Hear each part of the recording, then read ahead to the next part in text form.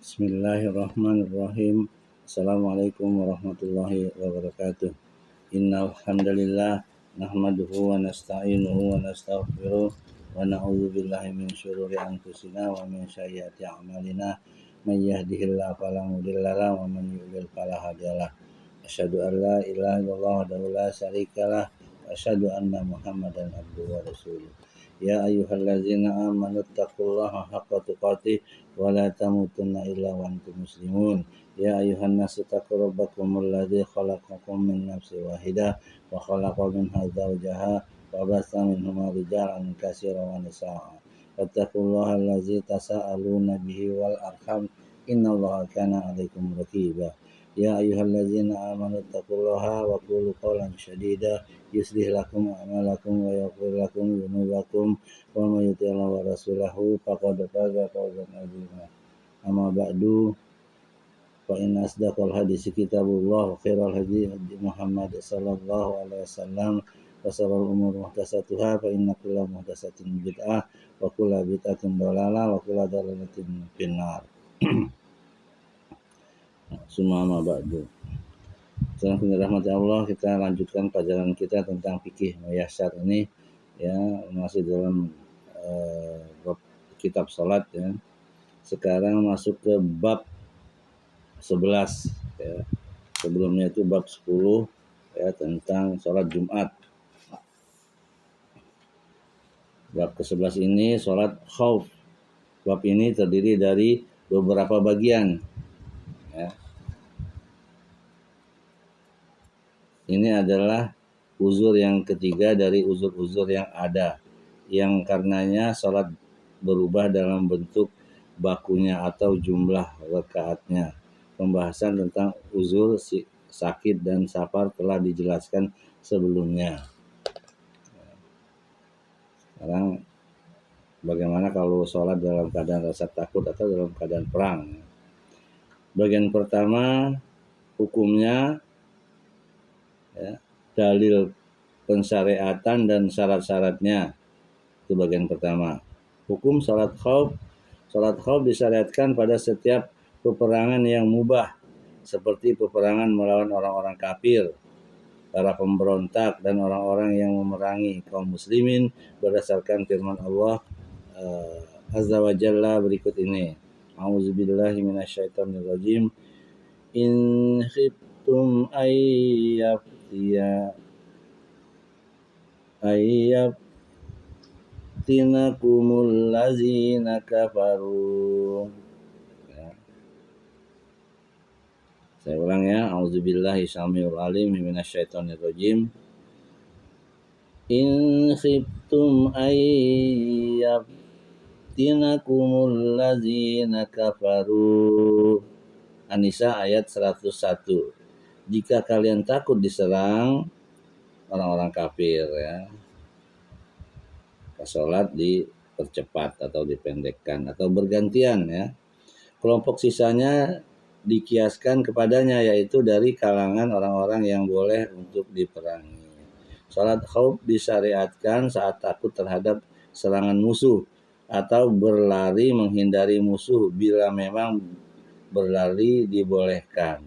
Yang termasuk dalam kategori musuh adalah semua musuh, manusia atau hewan buas, di mana seorang takut atas keselamatan dirinya dari serangannya, seperti seorang penyerang yang hendak mengganggu keluarganya atau mengambil hartanya, pemberi hutang yang zalim, dan yang lainnya.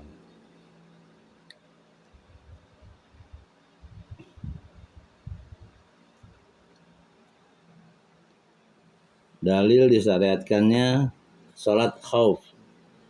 Dalil disyariatkannya salat khauf adalah Al-Quran, As-Sunnah, dan ijma' dari Al-Quran adalah firman Allah berikut ini dalam surat An-Nisa ayat 102 ya. Jadi 101, 102. A'udzubillahi minasyaitonirrajim. Wa idza kunta fihim fa aqamta lahumus sholata faltakum ta'ifatum minhum ta'ifatum minhum ma'aka wal ya'khudhu aslihatahum fa iza sajadu fal yakunu min waraikum wal ta'ti ta'ifatum ukhra lam yusallu fal yusallu ma'aka wal ya'khudhu hizrahum wa aslihatahum. Artinya, dan apabila kamu Muhammad sallallahu alaihi wasallam berada di tengah-tengah mereka, maksudnya sahabatmu, lalu kamu hendak mendirikan sholat bersama-sama mereka, maka hendaklah golongan dari mereka berdiri sholat besertamu dan menyandang senjata mereka. Kemudian apabila mereka yang sholat besertamu sujud telah menyempurnakan 1 rakaat, maka hendaklah mereka pindah dari belakangmu untuk menghadapi musuh, dan hendaklah datang golongan lain yang belum sholat, lalu mereka sholat denganmu, dan hendaklah mereka bersiap siaga dan menyandang senjata mereka. Ya, luar biasa ya. Jadi kalau sholat dalam keadaan perang atau takut ya, khauf ya. Jadi orang yang pertama itu sholat di belakang Nabi kita Muhammad SAW 1 rakaat. Setelah itu mereka mundur ya, lalu yang berikutnya sholat lagi di belakangnya Nabi kita Muhammad SAW. Ya, dia sholat pertama tapi itu sholat yang kedua. Nabi tetap 2 rakaat ya. Dan begitu sebaliknya, setelah dapat 1 rakaat pindah lagi ya untuk yang lain ya, atau yang tadi ya. Gitu. Sampai semuanya dapat ya. Gitu. Rasulullah SAW melakukan sholat khauf dan para sahabat pun berijma untuk melakukan sholat khauf tersebut. Syarat-syarat sholat khauf disyariatkan dengan 2 syarat. Yang pertama itu hendaknya musuh itu termasuk dari kalangan yang halal diperangi, seperti peperangan melawan orang-orang kafir, para pemberontak, dan orang-orang yang menyerang sebagaimana yang sudah dijelaskan. Kedua, dikhawatirkan serangan mereka terhadap kaum muslimin terjadi saat sholat. Jadi yang sholat pertama tadi mundur, dia berjaga-jaga ya, memegang senjata, siap menghadapi kalau ada serangan ya. Yang kedua sholat seperti biasa. Kemudian begitu seterusnya mundur lagi ya. Gitu. Jadi tetap ada yang menjaga ya.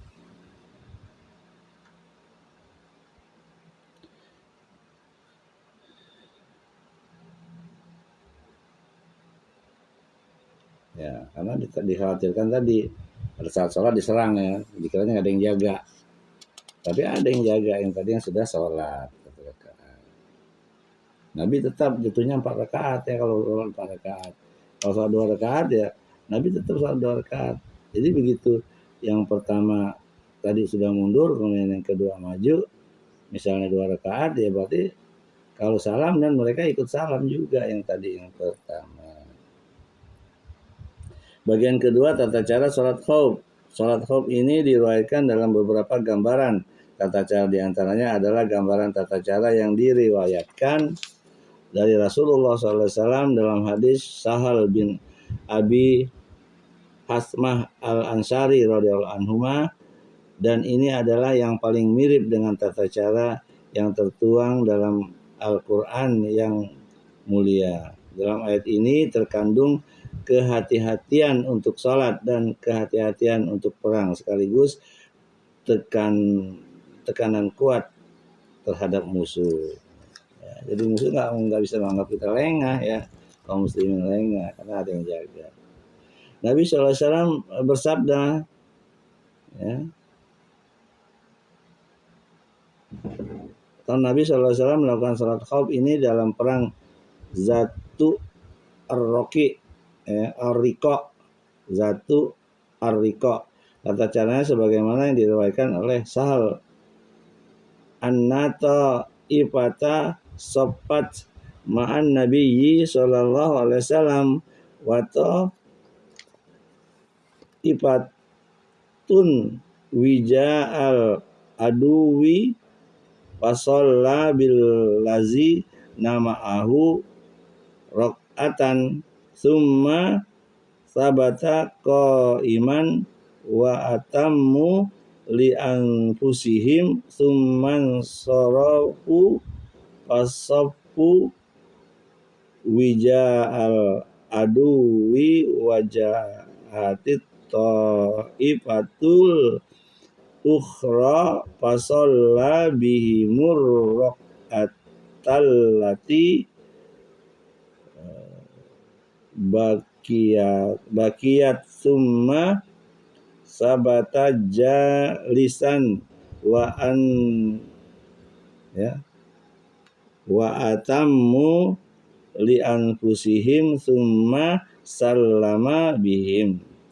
Bahwa satu kelompok berbaris bersama Nabi sallallahu alaihi wasallam, sementara kelompok lainnya menghadapi musuh. Lalu Nabi SAW sholat 1 rakaat mengimami kelompok pertama. Kemudian beliau tetap berdiri sedangkan mereka menyempurnakan sholat untuk diri mereka sendiri. Kemudian mereka meninggalkan tempat lalu berbaris menghadap musuh. Lalu kelompok kedua datang. Lalu beliau sholat mengimami mereka 1 rakaat yang tersisa.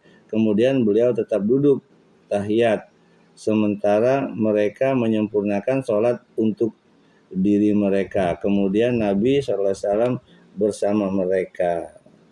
Itulah ya. Itu saja ya, singkat sekali penjelasannya tentang sholat khauf ini. Mudah-mudahan ini bermanfaat untuk kita, mana tahu kita nanti perang ya, atau kita dalam keadaan takut dimakan binatang buas ya.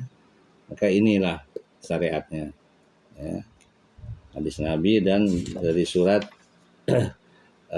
An-Nisa ayat 102 dan 101 tadi ya. Tata caranya seperti itu. Ya. Mudah-mudahan ini bermanfaat untuk diri saya. Apa yang benar itu datang dari Allah Subhanahu wa taala dan apa yang salah itu datang dari diri saya sendiri karena kebodohan saya, karena minimnya ilmu saya. Saya mohon ampun kepada Allah dan mohon maaf kepada antum. Ya, kita selalu berdoa kepada Allah agar ditambahkan ilmu yang bermanfaat, rezeki yang halal, baik ya, dan amalan yang diterima. Allahumma inni as'aluka ilman nafi'an wa rizqan thayyiban wa amalan mutaqabbalan. Subhanallah bihamdik asyhadu an la ilaha illa anta astaghfiruka wa atubu ilaik. Assalamualaikum warahmatullahi wabarakatuh.